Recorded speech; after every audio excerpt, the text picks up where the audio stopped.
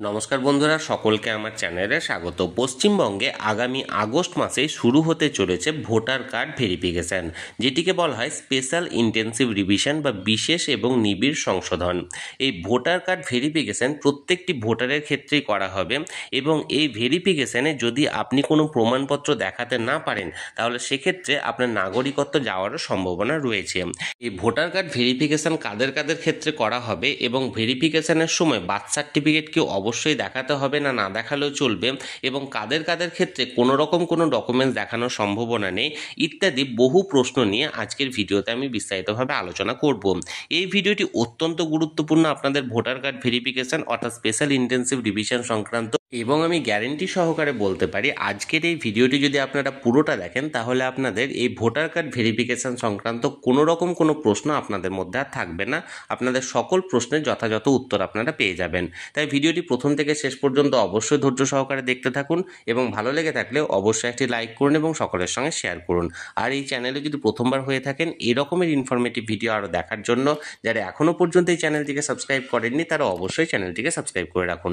তাহলে চলুন আমরা মূল ভিডিওটি দেখে নিই। সমগ্র ভারতবর্ষ জুড়েই 2025-এর মধ্যে এই ভোটার কার্ড ভেরিফিকেশন অর্থাৎ স্পেশাল ইন্টেন্সিভ রিভিশনের কাজ করা হবে এবং যার মধ্যে ইতিমধ্যেই বিহারে শুরু হয়ে গেছে এই স্পেশাল ইন্টেন্সিভ রিভিশনের কাজ এবং আগামী আগস্ট মাস থেকে পশ্চিমবঙ্গে শুরু হতে চলেছে এই ভোটার কার্ড ভেরিফিকেশন। এই ভোটার কার্ড ভেরিফিকেশনের সময় আপনার বাড়িতে স্থানীয় যে বিএলও যাবেন সেই বিএলওকে আপনাদের কোন কোন ডকুমেন্টস দেখাতে হবে বা আপনাদের জন্ম সার্টিফিকেট দেখানো বাধ্যতামূলক কি বাধ্যতামূলক নয় বা কাদের কাদের ক্ষেত্রে কোনো রকম কোনো ডকুমেন্টস দেখানোর কোনো প্রয়োজন নেই বা কারো যদি বাবা মা অন্য জায়গা থেকে এখানে আসেন বা তাদের ক্ষেত্রে যদি কোনো রকম কোনো কাগজ না থাকে তাহলে সেক্ষেত্রে কি করা হবে বা কেউ যদি কোনো রকম কোনো ডকুমেন্টস দেখাতেই না পারেন তাহলে সেক্ষেত্রে তাদের নাগরিকত্ব থাকবে কি থাকবে না ইত্যাদি নানা প্রশ্ন আজকের ভিডিওতে নিয়ে আমি বিস্তারিত আলোচনা করব। তাহলে চলুন এক এক করে শুরু করা যাক। প্রথমত আমরা জানব যে প্রথম প্রশ্নটি হলো ভোটার তালিকায় নাম বজায় রাখতে গেলে কি বার্থ সার্টিফিকেট বা জন্ম শংসাপত্র দেখানো বাধ্যতামূলক? এর যে উত্তরটি হলো না, বাধ্যতামূলক নয়। তার কারণ হলো এখানে একটি ভুল বা মিসগাইড করা হয়েছে যে ভোটার কার্ড ভেরিফিকেশনের সময় বার্থ সার্টিফিকেটটা কিন্তু একমাত্র নথি নয় যে সেটাই একমাত্র দেখাতে হবে।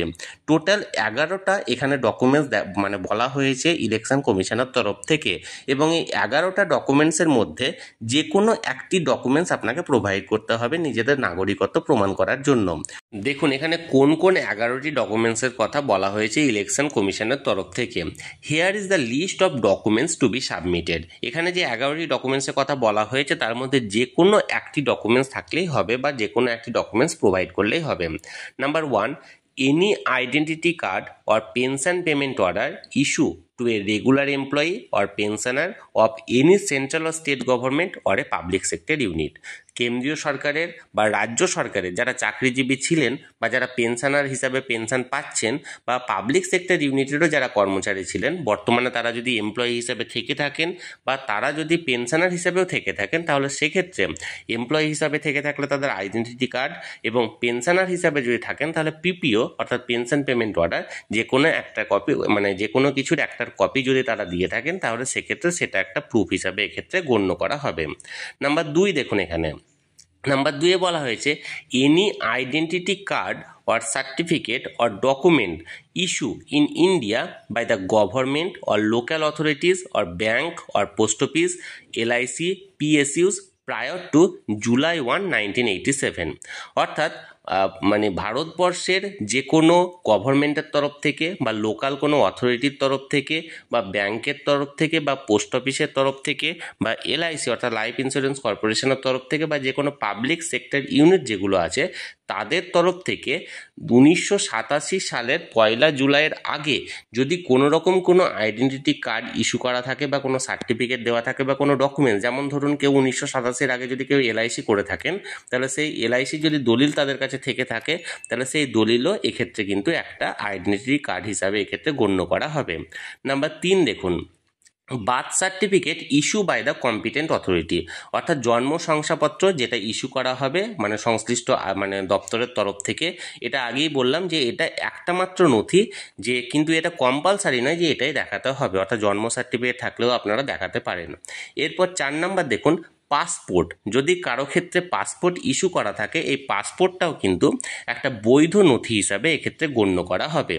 এবার দেখুন 5 number, matriculation or educational certificate issue by recognised board or university, অর্থাৎ কেউ যদি মাধ্যমিক বা যে কোনো এডুকেশনাল মানে সার্টিফিকেট দিয়ে থাকেন এবং সেই মাধ্যমিকের অ্যাডমিট বা সার্টিফিকেট যদি থেকে থাকে যেটা মানে সংশ্লিষ্ট বোর্ড বা ইউনিভার্সিটির তরফ থেকে, তাহলে সেক্ষেত্রেও কিন্তু এটা গণ্য করা হবে, অর্থাৎ সেক্ষেত্রেও সেটা একটা বৈধ ডকুমেন্টস হিসাবে এক্ষেত্রে গণ্য করা হবে। এরপর দেখুন permanent residence certificate issue by the competent state authority, কোনো স্টেট অথরিটি অর্থাৎ বৈধ স্টেট অথরিটির তরফ থেকে যদি একটা পার্মানেন্ট রেসিডেন্স সার্টিফিকেট ইস্যু করা হয়ে থাকে এবং সেই সার্টিফিকেটটা যদি থেকে থাকে, তাহলে সেক্ষেত্রেও আপনারা ওই সার্টিফিকেটটা দেখালেও কিন্তু এক্ষেত্রে এটা বৈধ কাগজ হিসাবে গণ্য করা হবে।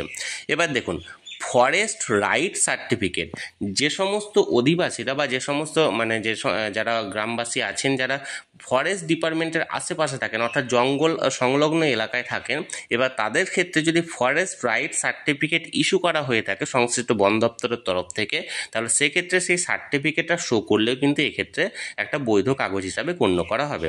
তারপর দেখুন OBC SC ST or any caste certificate issue by the competent authority, অর্থাৎ এক্ষেত্রেও এটা একটা বৈধ নথি হিসাবে গণ্য করা হবে। অর্থাৎ আপনার ওবিসি সার্টিফিকেট যদি থেকে থাকে বা শিডিউল কাস্ট সার্টিফিকেট থেকে থাকে বা এসটি সার্টিফিকেট অর্থাৎ শিডিউল ট্রাইব সার্টিফিকেট থেকে থাকে, তাহলে সেটাও কিন্তু গণ্য করা হবে।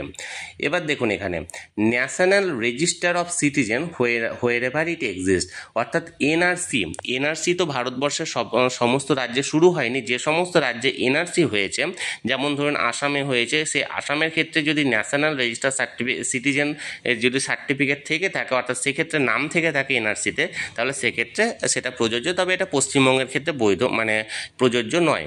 এবার দেখুন family register prepare by state or local authority, যদি রাজ্য বা কোনো লোকাল অথরিটির তরফ থেকে কোনো ফ্যামিলি রেজিস্টার সার্টিফিকেট থেকে থাকে বা ফ্যামিলি রেজিস্টার মেনটেন করা থাকে, তাহলে সেই রেজিস্টারের সেই পেজটিকে এখানে কপি হিসাবে জমা দেওয়া যেতে পারে একটা বৈধ ডকুমেন্টস হিসাবে। এবার দেখুন any land or house allotment certificate by the government, অর্থাৎ সরকারের তরফ থেকে যদি কাউকে কোনো রকম ল্যান্ড ইস্যু করা হয় বা কোনো হাউস অ্যালট করা হয় এবং সেটার যদি একটা সার্টিফিকেট থেকে থাকে, তাহলে সেই সার্টিফিকেটটা দেখালেও কিন্তু এক্ষেত্রে বৈধ কাগজ হিসাবে এক্ষেত্রে গণ্য করা হবে। তাহলে এক্ষেত্রে এক কথায় বলতে গেলে এখানে 11টা ডকুমেন্টস আছে, যে ডকুমেন্টসগুলোর মধ্যে যে কোনো একটা ডকুমেন্টস এক্ষেত্রে আপনাদের ক্ষেত্রে প্রযোজ্য, যেটা আপনাদেরকে শো করতে হবে নিজেদের মানে আইডেন্টিফিকেশান বা নিজেদের নাগরিকত্ব রক্ষা করার ক্ষেত্রে।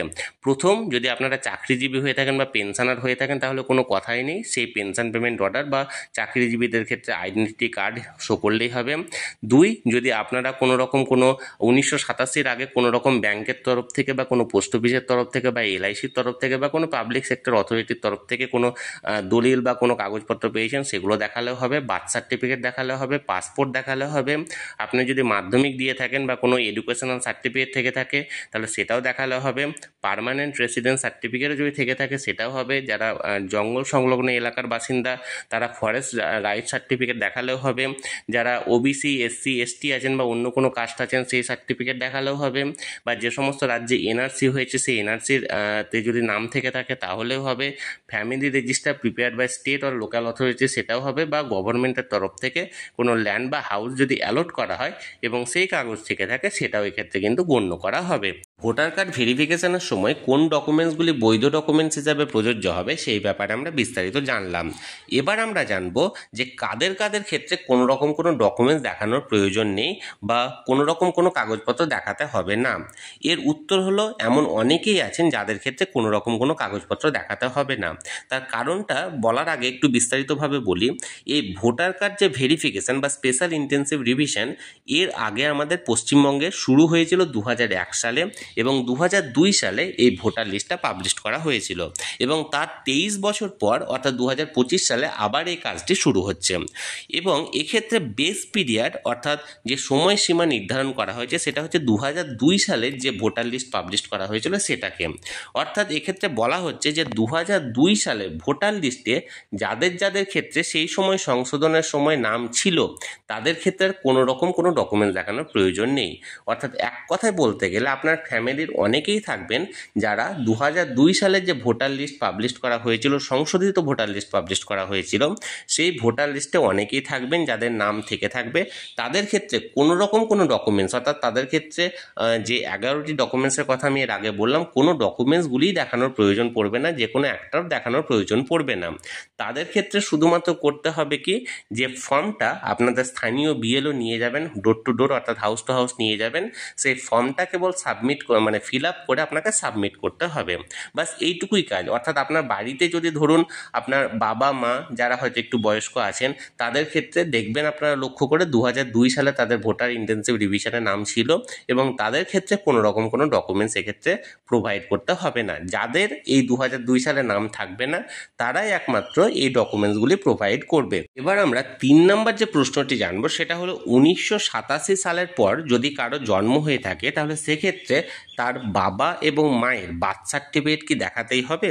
এর উত্তর হলো না, শুধুই যে বার্থ সার্টিফিকেট দেখাতে হবে বা এটাই যে কম্পালসারি নয়, কারণ প্রথম প্রশ্নের মতো বার্থ সার্টিফিকেট ছাড়াও আরও অন্যান্য ডকুমেন্টস আছে, সেই ডকুমেন্টসের মধ্যে যে কোনো একটি দেখালেই চলবে, অর্থাৎ বার্থ সার্টিফিকেট কম্পালসারি নয়। এরপর যে 4 নম্বর প্রশ্ন সেটি হচ্ছে, যদি কারো ক্ষেত্রে ভোটার কার্ড থেকে থাকে কিন্তু ভেরিফিকেশানের জন্য অন্য কোনো কাগজ না থেকে থাকে, তাহলে সেক্ষেত্রে কি তিনি নাগরিকত্ব হারাবেন? এর উত্তর হলো হ্যাঁ, সম্ভাবনা আছে। আমি বারবার বলছি সম্ভাবনা আছে, কিন্তু এটাই যে একমাত্র হবে তাই নয়, কারণ এই নিয়ে কেস চলছে এবং এই নিয়ে আরও নানা রকমের বিভিন্ন রকমের প্রসপেক্টিভ আছে। কিন্তু বিষয়টি হলো একটা সম্ভাবনা থেকে থাকছে যে তিনি তার ভোটার কার্ড ভেরিফিকেশানের সময় কোনো রকম কোনো ডকুমেন্টস শো করতে পারছেন না। তবে এক্ষেত্রে আর একটা বিষয় আরেকবার বলে রাখি, যে ভোটার কার্ড ভেরিফিকেশানের সময় যদি তার 2002 সালের ওই ইন্টেনসিভ রিভিশনের নাম থেকে থাকে, তাহলে তাকে কোনো ডকুমেন্টসই এক্ষেত্রে প্রোভাইড করতে হচ্ছে না। কিন্তু একমাত্র তাদের ক্ষেত্রেই ডকুমেন্টসটা প্রোভাইড করতে হবে যাতে 2002 সালের পরে যারা ভোটার কার্ডের নাম উঠেছে, এবং তাদের ক্ষেত্রে কোনো রকম কোনো ডকুমেন্টস যদি না দেখাতে পারা যায়, তাহলে সেক্ষেত্রে একটা সম্ভাবনা থাকছে যে তারা নাগরিকত্ব হারাতে পারে। এবার আমরা জানবো বিএলওরা হাউস টু হাউস যে ফর্মগুলো নিয়ে যাবে, সেই ফর্মে আপনাদের কোন কোন তথ্য তুলে ধরতে হবে এবং সেই তথ্য দিয়ে আপনাদেরকে ফর্মটা সাবমিট করতে হবে। এখানে আমি একটি স্পেসিমেন ফর্ম আপনাদের সঙ্গে শেয়ার করেছি। দেখুন, এখানে প্রথমত এনিউমেরেশন ফর্ম, এখানে ইলেক্টরের নেম, এপিক কার্ডের number, address, serial number, part number এবং পার্টের নাম, এসি এবং পিসির নেম এবং স্টেট, এগুলো আগে থেকে প্রিন্ট করা থাকবে। এবং তার পাশে একটা ছবির ঘর থাকবে। এখানে দুখানা ছবি দেওয়া আছে, যতদূর সম্ভব এখানে একটাই রিসেন্ট পাসপোর্ট সাইজের ছবি আপনাকে এক্ষেত্রে একটা সেটে দিতে হবে, 1 কপি ছবি আপনাকে লাগবে। এরপর দেখুন 4টে কলম আছে। প্রথমত ডেট অফ বার্থ, অর্থাৎ সেই ক্যান্ডিডেটের যার নাম এই ফর্মে দেওয়া আছে, সেই ক্যান্ডিডেটের ডেট অফ বার্থটা এখানে এন্ট্রি করতে হবে। তার আধার নাম্বারটা, এটা অপশনাল, এটা আপনি চাইলে দিতেও পারেন, নাও দিতে পারেন। এবং তার পাশে মোবাইল নাম্বার আছে, মোবাইল নাম্বারটা এখানে ইনপুট করতে হবে। এরপর তার ফাদার্স আর লিগ্যাল গার্জেন নাম, এক্ষেত্রে তার বাবার নামটা এখানে দিতে হবে। এবং বাবার এপিক কার্ডের নাম্বারটা যদি অ্যাভেলেবেল থাকে, অর্থাৎ থাকে, তাহলে সেক্ষেত্রে দিতে হবে, নচেত নয়। এরপর মায়ের নাম, মায়ের নামটা দিতে হবে, এবং মায়ের এপিক কার্ডের নাম্বারটা যদি থেকে থাকে সেক্ষেত্রে এটা পুট করতে হবে, নচেত নয়। এরপর স্পাউস নেম, অর্থাৎ তিনি যদি মহিলা হন তাহলে হাজব্যান্ডের নাম, যদি থেকে থাকে বিয়ে হয়ে থাকে তাহলে হাজব্যান্ডের নাম, বা তিনি যদি পুরুষ হয়ে থাকেন তাহলে সেক্ষেত্রে তার ওয়াইফের নাম, যদি বিয়ে করে থাকেন নাম দিতে হবে, নচেত নয়, মানে কম্পালসারি নয়। এবং যদি তার ভোটার কার্ডের নাম উঠে থাকে তাহলে সেক্ষেত্রে এপিক কার্ডের নাম্বারটা এখানে দিতে হবে। এবং এটা দেওয়ার পর একটা ডিক্লারেশন থাকবে। দেখুন, I hereby declare that to the best of my knowledge and belief কি number 1, I was born in India before 1/7/1987, আমি ইন্ডিয়াতে 1987 আগে জন্মগ্রহণ করেছি, এটা একটা। 2, I was born in India between 1/7/1987 থেকে 2/12/2004, এই সময়কালের মধ্যে, অর্থাৎ প্রথমটা হচ্ছে 1/7/1987 আগে আমি জন্মেছি, 2 হচ্ছে 1/7/1987 থেকে 2/12/2004 মধ্যে আমি জন্মেছি, এবং 3 নাম্বার হচ্ছে I was born in India after 2/12/2004, অর্থাৎ 2/12/2004 পরে আমি জন্মেছি। আপনাদের ক্ষেত্রে যেটা প্রযোজ্য সেই জায়গাটায় টিক মেরে এখানে সিগনেচার করে আপনাকে জমা করতে হবে। অর্থাৎ প্রথমটা হচ্ছে 1987 আগে জন্মগ্রহণ, দ্বিতীয়টা হচ্ছে 1987 থেকে 2004 মধ্যবর্তী সময়ে জন্মগ্রহণ, এবং তৃতীয় স্টেজটা হচ্ছে 2004 পরবর্তী ক্ষেত্রে জন্মগ্রহণ। এক্ষেত্রে যার ক্ষেত্রে যেটা প্রযোজ্য হবে সেই বক্সে টিক মেরে এক্ষেত্রে আপনাকে সিগনেচার করে বিএলওর হাতে জমা দিতে হবে। তাহলে বন্ধুরা, ভোটার কার্ড ভেরিফিকেশন অর্থাৎ স্পেশাল ইন্টেনসিভ রিভিশন নিয়ে আপাতত যে তথ্যগুলো ছিল সেটা নিয়ে আজকের ভিডিওতে আমি আপনাদের সঙ্গে শেয়ার করলাম বিস্তারিতভাবে। পশ্চিমবঙ্গে এই ইন্টেন্সিভ রিভিশনের কাজ আগস্ট মাস থেকে শুরু হওয়ার সম্ভাবনা রয়েছে এবং আগস্ট মাসের শুরু হলে পশ্চিমবঙ্গের নির্বাচন কমিশনের তরফ থেকে যে নথিগুলো এক্ষেত্রে শেয়ার করা হবে বা যে রকমের ফর্ম শেয়ার করা হবে সেগুলো আমি আপনাদের সঙ্গে আবার পুনরায় তুলে ধরবো এই চ্যানেলে ভিডিওর মাধ্যমে। এবং সেখানে আপনাদেরকে কি করতে হবে, অযথা আতঙ্কগ্রস্ত না হয়ে আপনারা সঠিকভাবে কোন কোন তথ্য জমা দেবেন সেই ব্যাপারেও বিস্তারিতভাবে আলোচনা করব। এবং সেই সমস্ত ভিডিওগুলো দেখার জন্য যারা এখনও পর্যন্ত এই চ্যানেলটির সঙ্গে যুক্ত নেই, অবশ্যই চ্যানেলটিকে সাবস্ক্রাইব করে চ্যানেলটির সঙ্গে যুক্ত হয়ে যান। আর এই ভিডিওটি ভালো লেগে থাকলে অবশ্যই একটি লাইক করুন এবং সকলের সঙ্গে শেয়ার করুন। আর সেই সাথে অবশ্যই চ্যানেলটিকে সাবস্ক্রাইব করে রাখুন। ধন্যবাদ, দেখা হচ্ছে পরের ভিডিওতে।